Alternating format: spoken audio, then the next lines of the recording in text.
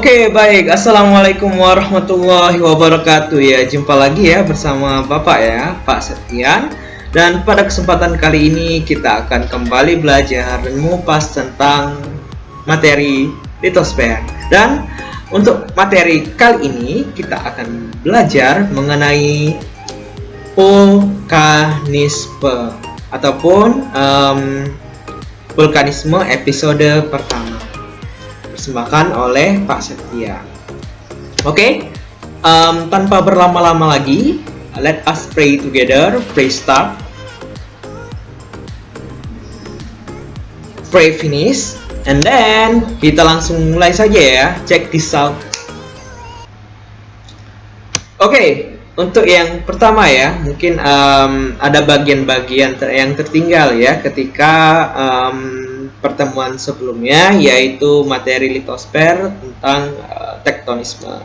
Nah, ada lapisan teratas litosfer itu dikenal dengan lapisan sial ataupun lapisan sima ya. Nah, di lapisan sial ya, ataupun kepanjangannya bukan sial ya, tapi silisium aluminium dengan susunan kimia yaitu SiO2 dan Al2O3. Nah, jadi lapisan sial yang terdapat pada litosfer tersebut merupakan lapisan yang tersusun dari senyawa silisium dan aluminium. Sedangkan lapisan sima itu tersusun dari silisium magnesium dengan unsur kimia SiO2 dan MgO ya. Oke. Setelah itu di bawahnya ada lapisan mantel bumi. Oke, and then yang sempat kita terlewat kemarin yaitu gerakan tektonisme. Nah, gerakan tektonisme di sini dibagi menjadi dua ya, yaitu pertama gerak orogenetik ataupun oroganesa. Nah, yang kedua itu adalah gerak epirogenetik ataupun epiroganesa. Nah, kalau gerakan si oroganesa ya ataupun epirogenetik di sini, dia pergeseran lapisan bumi yang relatif cepat dan dalam waktu yang singkat dibandingkan epirogenetik, serta meliputi daerah yang sempit. Nah, contohnya seperti yang sudah kita kupas kemarin ya, ada gerak divergen ya, gerak konvergen ataupun gerak transform. Nah, ketiga gerakan dari oroganesa ini mereka terjadi secara tiba-tiba, cepat, dan berlangsung dalam waktu yang sangat cepat, sedangkan dalam suatu tempat yang sangat-sangat sempit ya, ataupun cakupan wilayahnya sangat sempit. Sedangkan gerak epiroganesa ya nanti kita kupas di slide selanjutnya. Nah, adapun ketika ada kedua lempeng yang bergerak saling menjauh ya, yang bagian atas itu disebut dengan horse ya, dan daerah tengahnya ataupun yang landai itu disebut dengan graben. Ingat saja, kalau daerahnya tinggi disebut horse dan bagian bawah itu disebut dengan graben. Oke, lanjut kita ke selanjutnya ya. Nah, adapun gerak epirogenesa di sini adalah sebaliknya nih dari gerak ataupun epirogenesa ya, maksud saya gerakan sebaliknya dari oroganesa. Nah, di sini dia menjelaskan nih ya, kita bisa tarik kesimpulan bahwasanya ya ini lapisan pergeseran lapisan kerak bumi yang relatif lambat dan berlangsung dalam waktu yang lama serta meliputi daerah yang luas. Dia sangat-sangat kebalikan ya dari gerak oroganesa ya, si epiroganesa ini. Oke. Nah, adapun gerak epiroganesa di sini ya, ada gerakan yang positif ataupun negatif. Oh, itu seperti apa itu, Pak? Oke, kita kupas ya. Oke, untuk epiroganesa positif ya, gerakan turunnya daratan sehingga kelihatan permukaan air laut naik. Nah, contohnya turunnya pulau-pulau di Indonesia bagian timur, contohnya Pulau Maluku, kemudian pulau-pulau Barat Daya, Pulauan Banda. Nah, ini kita lihat ya daratan semulanya ya untuk epiroganesa ya. Nah, pergerakan daratan yang seolah-olah turun mengakibatkan muka air laut di sini naik. Nah, untuk epiroganesa itu ingat saja daratan yang turun seolah-olah air laut di sini naik. Nah, sedangkan epiroganesa negatif ya, dia menjelaskan gerak naiknya daratan sehingga kelihatan permukaan airnya yang turun. Nah, di sini ya, pada gambar sebelumnya ya, dia normal. Gerakan epiroganesa negatif, daratannya yang naik seolah-olah air lautnya turun. Contohnya naiknya Pulau Buton dan Pulau Timur. Nah, ini ya, jadi keduanya ingat saja. Jadi kalau epiroganesa positif dia turun ya daratannya, jadi air lautnya seolah-olah naik. Kemudian epiroganesa negatif ya, ataupun ini ya, jadi daratannya naik seolah-olah air laut turun. Oke, next kita masuk ke bab vulkanisme.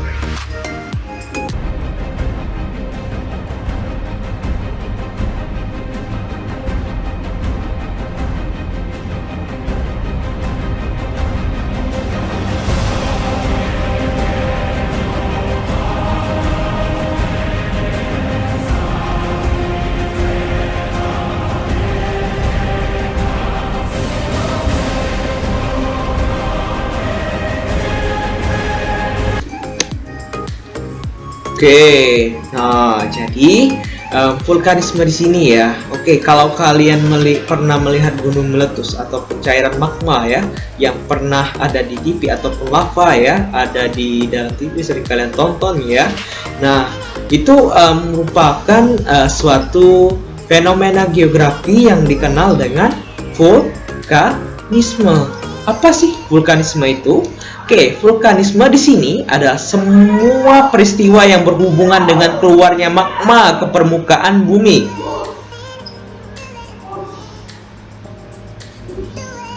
Nah, jadi semua peristiwa yang berhubungan dengan keluarnya magma ke permukaan bumi itu disebut dengan vulkanisme. Oke, nah di dalam lapisan litosfer, magma menempati suatu kantong yang dinamakan dapur magma. Nah, jadi magma ini menempati lapisan litosfer tepat di dapur magmanya, yaitu disebut dengan bapolit.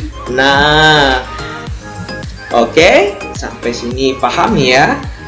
Kita lanjut. Oke. Magma ya, magma di sini memiliki panas 700 hingga 1300 derajat Celcius. Wow, luar biasa panasnya ya. Bayangkan kalau air ya, air saja itu berubah dari bentuknya air semulanya dengan panas 100 derajat Celcius, dia berubah menjadi uap ya. Kita saja ketika menyentuh air panas, kulit kita itu sangat merasakan panas yang luar biasa ya, ataupun bisa mengakibatkan kulit kita menjadi putih ya, ataupun panas ya, karena luka bakar dari air panas tersebut. Sungguh bahaya sekali. Kemudian magma di sini dapat diartikan sebagai bahan silikat pijar yang terdiri atas bahan padat, batuan, cairan, dan gas. Nah, mengandung uap air ya, magma ini kemudian oksida, belerang, gas hidrokarbon, asam klorida, gas hidrosulfat atau asam sulfat ya, jadi kandungannya ini ya. Oke, magma di sini ya, perlu kita ketahui juga, Indonesia dilalui cincin api dunia nih. Apa sih cincin api dunia ya? Oke, ini jalur cincin api dunia yang ada di dunia kita. Nah, Indonesia di sini tepat sekali berada pada jalur cincin api dunia. Jadi tak hayal ya, di negara kita di Indonesia ini banjir yang namanya Gunung Merapi, baik yang aktif ataupun non aktif, luar biasa. Ya, ini juga bisa berdampak positif maupun negatif ya bagi kehidupan masyarakat yang ada di Indonesia. Salah satu contoh dampak positifnya menyuburkan tanaman-tanaman yang ada di Indonesia. Adapun dampak negatifnya bisa menyebabkan kerusakan bangunan, kemudian jatuhnya korban jiwa ya, dan lain-lain sebagainya. Nah, jadi ya seperti itu.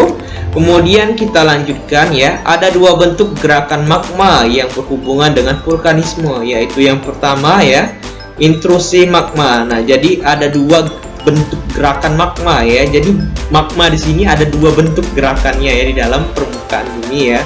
Pertama itu dikenal dengan si kakaknya ya, itu intrusi magma. Nah, intrusi magma ini terobosan magma ke dalam lapisan-lapisan litosfer, tapi tidak sampai ke permukaan bumi. Nah, yang pertama intrusi ya. Nah, intrusi di sini dia bergerak ya dari dapur magma ke lapisan litosfer, tapi tidak sampai keluar ya, keluar ke permukaan bumi. Sedangkan si adiknya ya, si etruksi magma ya. Nah, etruksi magma di sini yaitu proses keluarnya magma dari dalam bumi sampai di atas ke permukaan bumi. Nah, jadi dari dapur magma dia keluar menembus celah-celah gunung misalnya dan meledak ya, keluar magmanya dari dalam bumi dapur magma, keluar, itu disebut dengan etruksi magma ya. Jadi kalau kalian lihat itu, wah itu gunung meletus, nah itu disebut dengan etruksi magma. Oke, kita ke slide selanjutnya. Nah, yang pertama kita kenal dulu ya yang namanya intrusi magma. Nah, intrusi magma di sini tadi ya pada slide sebelumnya itu pergerakan magma tapi tidak sampai keluar ke permukaan bumi. Nah, ini yang pertama itu batolit ya, sudah kita kupas tadi. Batolit di sini adalah dapurnya, dapur dari magma. Kemudian ada sil ya. Sil di sini magma yang menyusup di antara dua lapisan. Nah, ini sil ya. Magma yang menyusup di antara dua lapisan. Nah, maksudnya di sini dia. Kemudian lakolit. Lakolit di sini magma yang menerobos di antara lapisan bumi paling atas, bentuknya seperti lensa cembung atau kue serabi. Nah, dia menerobos ke permukaan bumi tapi masuk ke celah-celah ya di bagian permukaan bumi, sehingga dia itu seperti bukit teletabis ya, ataupun lensa cembung ataupun kue serabi ya, tidak keluar tapi tetap bertempat di dalam lapisan litosfer ataupun dalam permukaan bumi. Kemudian ada diatrema, lubang pipa di antara dapur magma dan kepundan gunung api yang bentuknya seperti silinder memanjang. Nah, diatrema di sini merupakan ibarat tuh saluran pipanya untuk menuju keluar bumi ya. Magma ini untuk membawa si magma jalurnya ya untuk keluar. Nah, seperti ini biasanya etruksi magma. And then setelah tadi intrusi magma, selanjutnya kita kenal dengan namanya etruksi magma. Nah, etruksi magma di sini ada dua istilah ya yang sering kita kenal dan mesti kita bedakan. Pertama, etruksi magma. Nah, pertama itu adalah lava. Nah, lava di sini magma yang keluar sampai ke permukaan bumi ya dan mengalir ke permukaan bumi. Ini lava ya. Nah, bedanya sama lahar. Lahar di sini campuran antara lava ya dengan materi-materi yang ada di permukaan bumi sehingga membentuk suatu bentuk lumpur. Nah, seperti ini. Nah, ini disebut dengan lahar. Kalau yang baru keluar dari gunung ya, gunung meletus, itu disebut dengan lava. Oke, nah jadi ada beberapa tipe ya dari erupsi ya. Pertama, erupsi ataupun tepatnya erupsi dari magma ya. Pertama itu erupsi efusif. Nah, erupsi efusif ini berupa lelehan lava. Nah, ingat saja erupsi efusif biasanya dia tidak meledak tapi dia saluran magma dari dalam permukaan bumi mengeluarkan lava ya, tapi tidak meletus ataupun keluar ledakan, dia hanya meleleh saja. Namun kalau yang eksplosif dia berupa ledakan ya, jadi ada ledakan gunung berapi. Nah, berarti itu tipe erupsi eksplosif ya, keluar. Nah, sedangkan erupsi campuran itu gabungan dari erupsi efusif dan erupsi eksplosif. Oke, sampai sini paham ya? Oke, kita tutup dengan doa kafaratul majelis. Subhanallah. Oke, alhamdulillah. Thanks. See you next meeting. Saya akhiri. Wassalamualaikum warahmatullahi wabarakatuh.